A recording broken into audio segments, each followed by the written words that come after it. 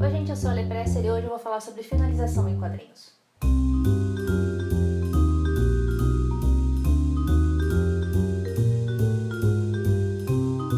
Então vamos falar sobre finalização. O que acontece é que apesar do assunto desse vídeo ser sobre finalização, muita coisa do que eu vou falar nesse vídeo agora tem que ser pensada antes de você começar a fazer o roteiro, antes de começar a fazer o design, provavelmente depois de fazer o argumento. Alguns assuntos tipo o formato da revista ou o papel que você vai usar influencia inclusive no storyboard que você está montando.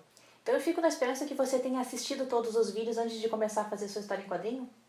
Eu sei que era para ter falado antes, mas fazia mais sentido colocar tudo junto na finalização, enfim. Da mesma forma que no vídeo anterior, o roteiro desse vídeo tem coisa pra caralho. Então eu vou falar meio superficialmente sobre esses assuntos, mas na esperança de mais pra frente aprofundar melhor eles em outros vídeos.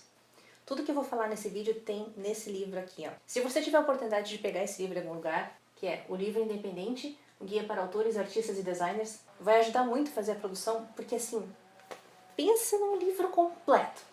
Tem tudo aqui, tudo que é tipo de imagem, tudo que é tipo de formato, fala sobre papel, fala sobre encadernação, fala sobre tudo que é tipo de finalização que você pode precisar para fazer um livro independente.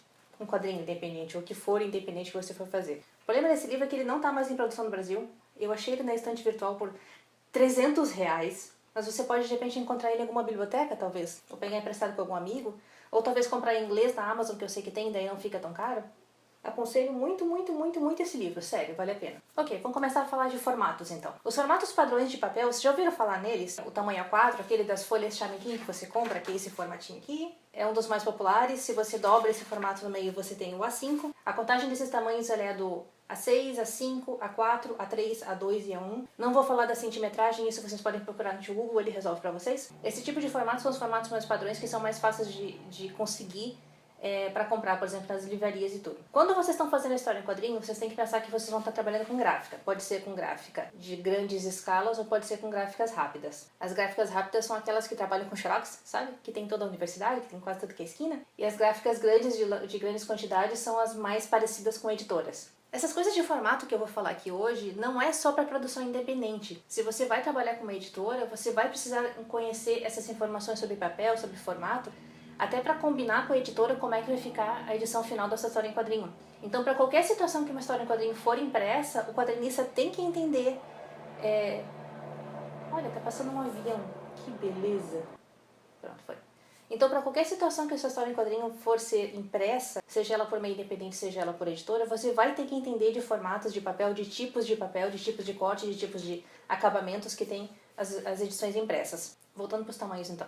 Esses formatos padrões baseados no A6, A5, A4, A3, A2, A1, eles são bem fáceis de conseguir e eles costumam ficar mais baratos na gráfica quando você vai fazer um orçamento, quando você vai orçar a impressão da sua história em quadrinho. No entanto, eles são um pouco padrões demais e fazer uma história em quadrinho que seja em A5, em A4, acaba ficando uma coisa meio padrãozinha, meio, enfim, pouco criativa.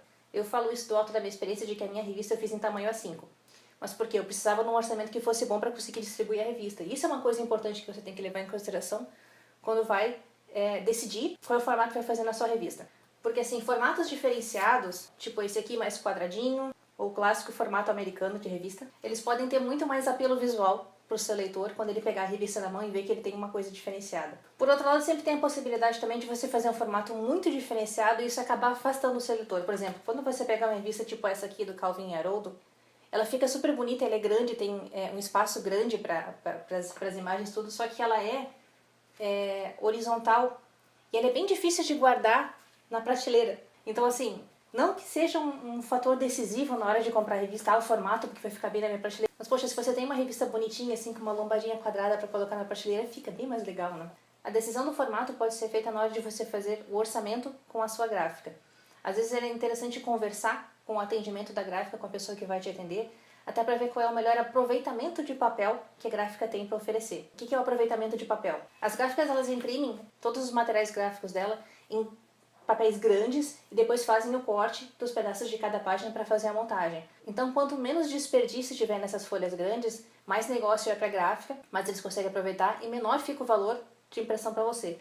Então é sempre interessante, se você bola um formato diferenciado, conversa com o atendimento da gráfica, às vezes ele vai dizer, se você fizer, por exemplo, 2 centímetros menores na lateral, você consegue ganhar tanto de desconto na impressão final. Então sempre é bom ter essa conversa com a gráfica para ver qual é a melhor maneira de resolver o seu formato.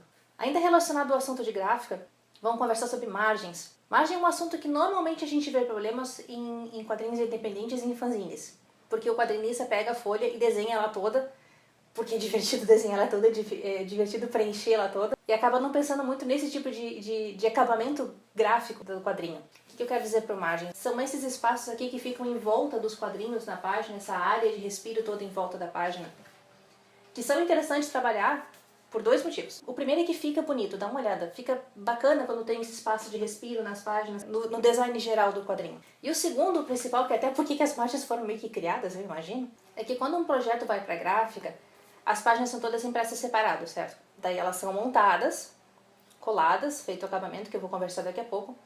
E o que acontece? Para ficar lisinho, desse jeito aqui nas laterais da revista, da impressão do livro, é passado uma guilhotina que corta para fazer o alinhamento oficial da revista.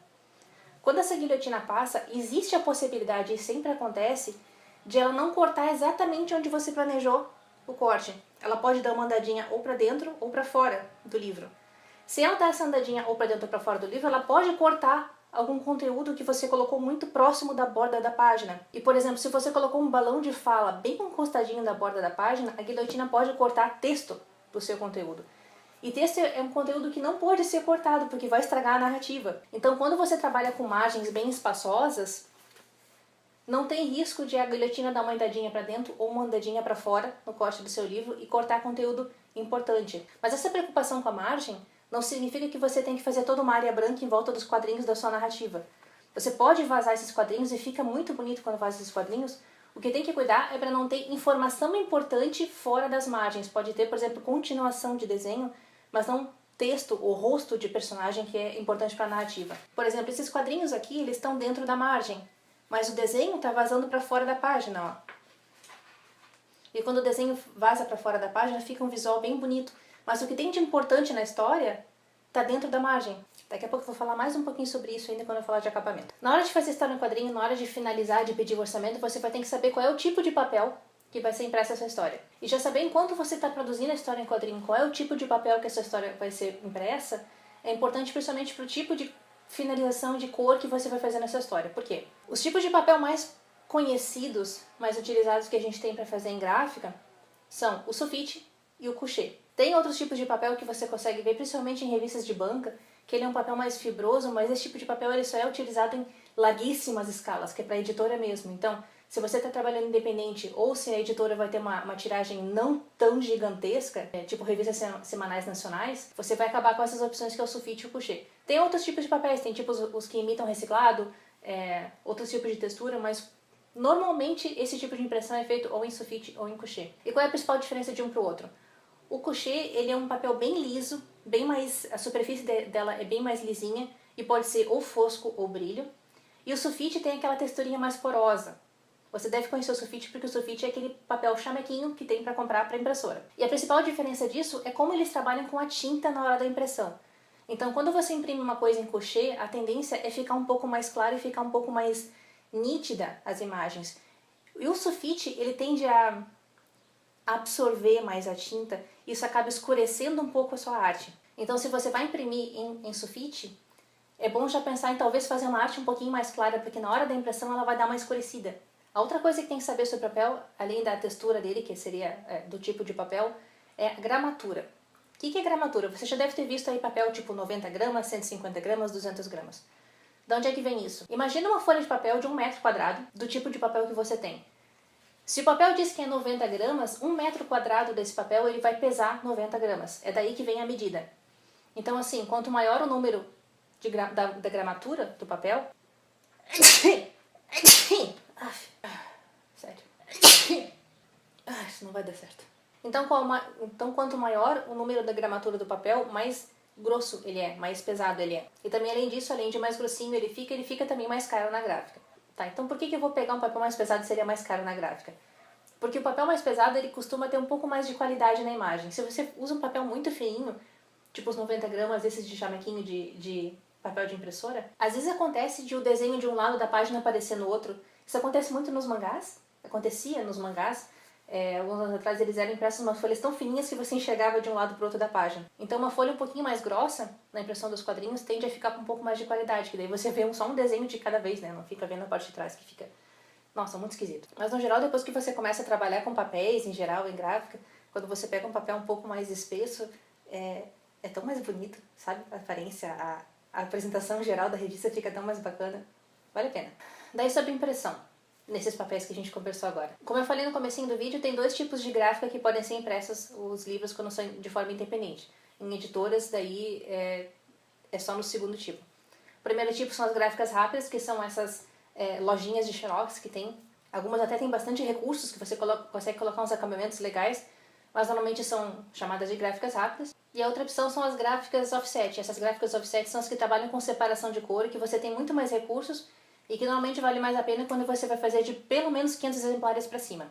Ou não, depende. Essa quantidade é legal conversar com a gráfica até para ver qual é o que vale a pena fazer, qual é a quantidade que vale a pena fazer. Nas gráficas rápidas, normalmente vai valer mais a pena fazer impressão preto e branco, porque daí eles usam aquelas máquinas copiadoras para fazer a impressão da parte de dentro da revista e vale a pena, o preço da impressão fica bem barato. Porque se você faz uma revista colorida numa gráfica rápida, eles usam aquelas máquinas de impressão de copiadoras coloridas e elas são bem mais caras de fazer, fica assim, tipo, 10 vezes o valor do preço da impressão da página, então não vale a pena. Mas essa mesma ideia de que o colorido é mais caro que o preto e branco também se aplica nas gráficas grandes, nas gráficas offset, porque existe as máquinas de separação de cor. Então, tem as máquinas que imprimem uma cor só, que é o preto, daí o branco do papel, então preto e branco. E tem as máquinas de separação que daí usam o magenta, o amarelo, o preto e o ciano para fazer a junção das cores e ter as páginas coloridas. Então só por usar 4 cores ao invés de usar uma cor só, já fica mais caro para a gráfica para trabalhar. Eu fiz um orçamento essa semana para uma revista que eu quero fazer para o fim do ano e eu pedi para eles orçarem para mim em colorido, em preto e branco. E deu para ver que o colorido é literalmente o dobro do valor se eu fizesse o miolo da minha revista em colorido do que fazer em preto e branco. Então, como eu comentei no vídeo de design, a decisão de fazer uma história em quadrinho preto e branco ou colorida é muito baseada também no orçamento que você tem para imprimir a revista. Esse é mais um assunto que você tem que conversar com o atendimento da gráfica para saber qual é a melhor opção para fazer. Agora vamos falar de acabamentos! Eu me empolgo com umas coisas que não deveriam empolgar ninguém, mas vamos lá. Os acabamentos mais comuns de histórias em quadrinhos são a lombada quadrada e a lombada canoa. A lombada quadrada é aquela lombada que fica linda na estante, ou na prateleira, no meu caso, que é essa lombadinha aqui, que fica literalmente quadrada, que normalmente só funciona se você tiver páginas o suficiente na sua revista para fazer a lombada ficar quadrada. A lombada canoa é essa lombada clássica de revistas em quadrinho, em que as lâminas da revista são impressas desse formato assim, inteiro, daí a revista é dobrada no meio e é fechada com grampinhos nas laterais. Existem vários outros tipos de acabamento de revista, por exemplo, você pode fazer com espiralzinho, você pode fazer com esse outro tipo de espiral aqui, que é o I/O, que chama, que é esse que na contracapa fica esses dentinhos aqui coladinhos, tá vendo? Dá pra fazer o acabamento costurado, dá pra fazer esse tipo de costura japonesa que chama, ou é chinesa, agora não me lembro, eu vou dar uma pesquisada na hora. Fica essas cordas pro lado de fora que fica bem bonito também. O problema desse tipo de acabamento mais artesanal é que ele custa bem mais caro de fazer se a tiragem for grande. Porque tem que ser feito um por um. Não tem tipo uma máquina que faça isso. Isso aqui tem que ser feito à mão. Então, normalmente essa história de quadrinhos ou tem a lombada canoa, das revistas americanas, ou tem a lombadinha quadrada. O uso da lombada canoa ou da lombada quadrada tem muito a ver com a quantidade de páginas que você tem na revista. Se for pouquinho, usa canoa. Se for mais, usa quadrada. O que é pouquinho? Pouquinho é ter umas 50 páginas, acho, no máximo. A partir disso já começa a valer a pena colocar uma lombadinha quadrada. Também depende da gramatura do papel, porque isso vai influenciar no tamanho que vai ficar a sua lombada, né? E daí outra coisa que influencia a lombada, margens, de novo. Por que tem que se preocupar com margens? Porque se você faz com a lombada canoa, você, na hora de abrir a revista, você tem toda a área da página e daí tá tranquilo o formato que você faz, quanto de margem você coloca. Mas quando você trabalha com lombada quadrada, tem um pepino. O que acontece com a lombada quadrada é que tem uma pequena área da sua página que fica perdida dentro dessa dobra aqui, porque a revista não abre completamente, uma parte dela não fica bem aberta. Então essa pequena área aqui que você perde dentro da lombada quadrada, ela acaba comendo um pouco da sua arte. Principalmente quando faz página dupla assim, ou quando você preenche a área toda. Então quando você faz uma arte de página dupla numa revista que tem lombada quadrada, tem que se preocupar primeiro em não colocar informação importante no meio da página, porque essa informação vai se perder aqui no meio. E segundo, você tem que pensar que vai perder alguns centímetros ali, que vai perder pelo menos 1 centímetro de cada lado da página, talvez um pouquinho menos, sei lá, meio centímetro em cada página de desenho. E se você fez uma arte completa, por exemplo, fez um personagem que aparece na página inteira aqui, esse personagem vai ter uma distorção. Então você tem que prever essa distorção e na hora de mandar o arquivo para a gráfica, você tem que mandar com aquela parte ali duplicada, com um pouco de arte a ser perdida na lombada, que é para não estragar o visual dessa página. Bom, esse é o pepino de trabalhar com lombada quadrada. Existe também um pepino para trabalhar com lombada canoa. O pepino é que é o seguinte, quando você faz a revista em lombada canoa, ela fica então mais ou menos com esse formatinho assim, né? Que são páginas dobradinhas, né? Uma encaixadinha na outra, e daí vai o grampinho no meio. Só que o que acontece é que quando você faz a história, tem a página 1, daí tem a página 2, daí tem a página 3, e a gente vai indo na sequência. Só que na hora de imprimir, não é impresso página 1, 2, 3, 4 e 5. O que acontece, vamos pegar uma aqui do meio, é que a página 3 está intercalada com a página 4, com a página 13 e no outro lado com a página 14. Porque elas são dobradas e colocadas no meio, então fica essa mistura estranha. Isso de as páginas do começo ficarem intercaladas com as páginas do final, as gráficas chamam de interposição. Daí tem duas maneiras de fazer a interposição das páginas para imprimir em lombada canoa. Uma é fazendo um boneco, que é o nome disso aqui, que é essa montagenzinha pequena que eu fiz aqui para saber qual é a página que casa com o quê.